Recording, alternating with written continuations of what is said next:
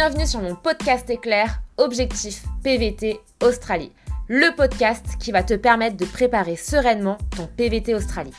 Éclair parce que le format se décline en un jour, un podcast, un conseil en moins de 5 minutes et ce pendant tout le mois de décembre.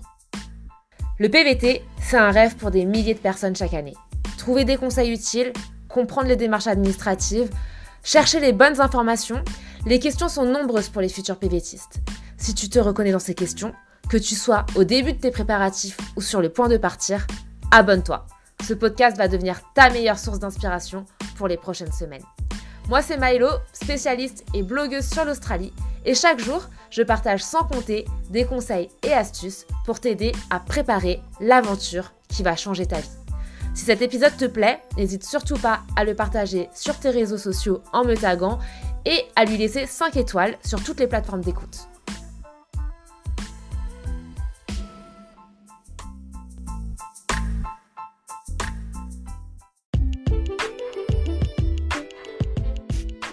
Tu le sais, quand tu pars en PVT Australie, tu as plusieurs démarches administratives à gérer. L'une d'elles, c'est la question du téléphone.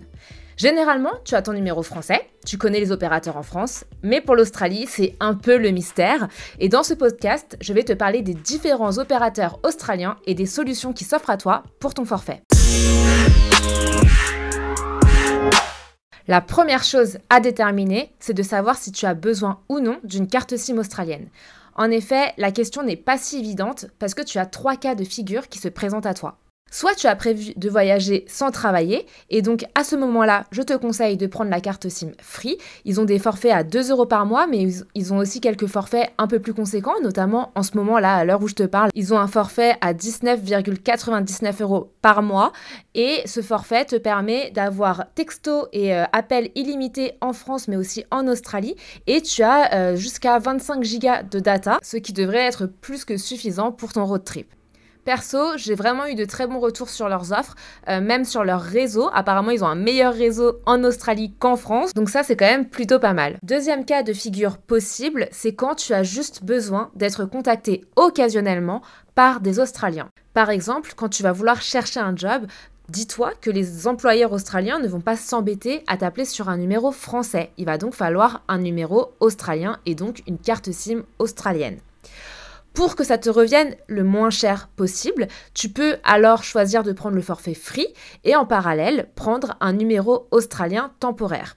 Certaines cartes SIM sont offertes dans les auberges de jeunesse, ce qui te permet donc d'avoir un numéro australien et donc d'être joignable par tes employeurs. C'est donc la solution bon marché par excellence parce que tu n'as pas à prendre un forfait australien qui est plus cher que les forfaits français. Mais par contre, ce n'est pas la solution la plus pratique parce que dans ce cas-là, tu as 2 cartes SIM, une carte SIM française, une carte SIM australienne.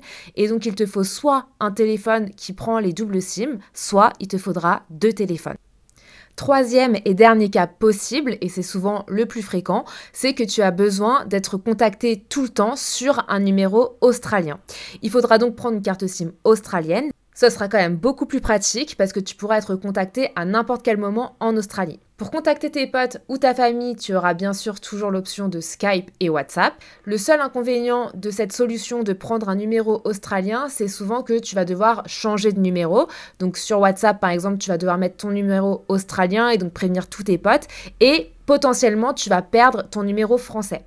Pour régler ce problème, si jamais tu veux garder ton numéro français que tu as depuis des années, tu peux toujours appeler ton opérateur actuel et lui demander de réduire ton forfait au minimum. Comme ça, pour 2 ou 3 € par mois, tu peux garder quand même ton numéro français et quand tu rentres en France, tu auras toujours ton numéro français.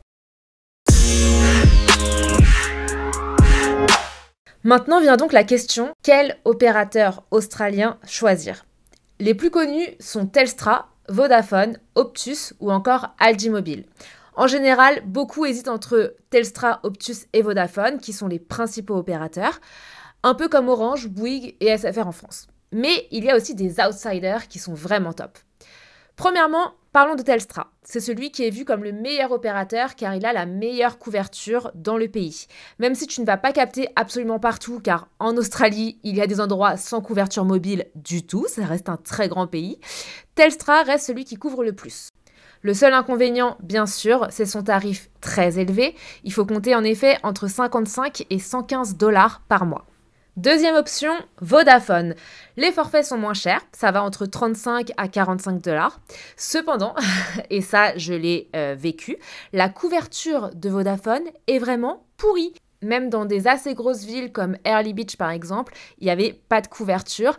Donc vraiment, pour moi, c'est vraiment limité. Et si tu pars en road trip, tu as vraiment besoin de téléphoner, d'avoir un GPS, etc. Donc je ne recommande pas vraiment Vodafone.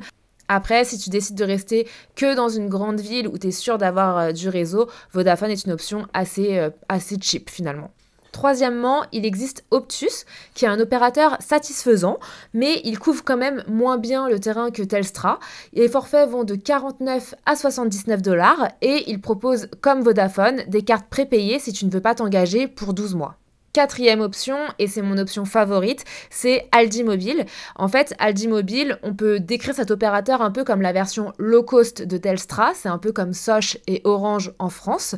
Il te suffit d'acheter une carte SIM dans un magasin Aldi et tu peux capter aussi bien que Telstra, puisque Aldi Mobile utilise la couverture Telstra, mais ça s'avère être moins cher. C'est donc une très bonne alternative que je conseille régulièrement. Le seul petit problème avec Aldi Mobile, c'est qu'il n'y a pas des Aldi dans toutes les villes, donc ce n'est pas forcément facile à trouver. Mais j'ai une solution là aussi, c'est que je propose de vendre des cartes SIM Aldi Mobile avant de partir. C'est moi qui m'occupe de l'activation de ta carte SIM et tu auras un numéro australien avant même de partir. Il y aura aussi déjà 5 $ de forfait prépayé dessus que tu pourras utiliser dès que tu arriveras sur le territoire australien. En plus, Aldi Mobile propose aussi des forfaits sans engagement, donc c'est encore un point positif pour eux. Bref, pour résumer, tu peux choisir soit de garder une carte SIM française, ce qui te permettra de téléphoner en Australie ou tout simplement de garder ton numéro, soit tu fais un combo carte SIM australienne et forfait français, soit tu prends une carte SIM australienne et tu abandonnes ton forfait français pour un forfait australien et là tu te la joues full australienne et c'est d'ailleurs ce que je te recommande le plus. Si tu veux retrouver un comparatif complet des forfaits téléphoniques en Australie, tu peux te rendre sur mon site miloeasynos.com et je t'ai préparé un petit tableau avec les différents tarifs en fonction de l'opérateur et cela te permettra sûrement d'y voir un peu plus clair.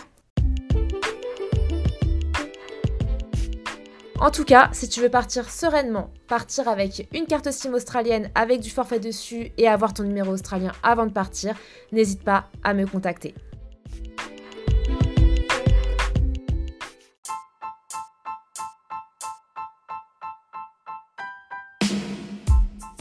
Si tu as écouté ce podcast jusqu'ici, c'est certainement que cet épisode t'a plu. Ce podcast, il est fait pour toi et pour t'aider dans tes préparatifs. Je propose également du contenu sur Instagram, Facebook, YouTube et sur mon site internet. Contacte-moi si tu souhaites plus d'informations sur le PVT Australie.